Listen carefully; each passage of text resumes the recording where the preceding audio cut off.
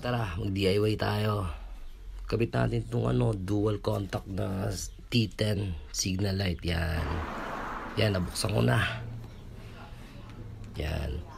Ngayon, kailangan natin tanggalin yung cover na yan para makuha natin dalawang wire, positive tsaka negative.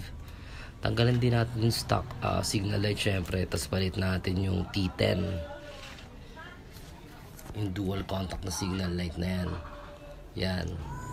Pati syempre pati yung kabila, hindi pwedeng yung isa lang, yung stock tsaka yung T10. Yan.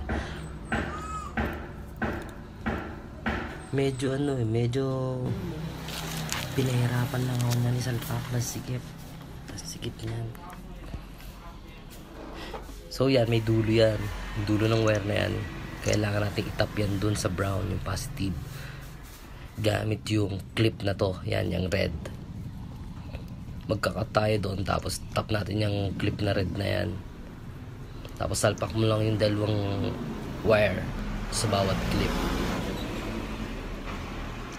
Yan, di ba nakakabit na?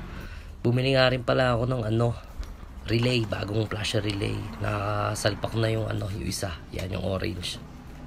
Test natin. Okay, good.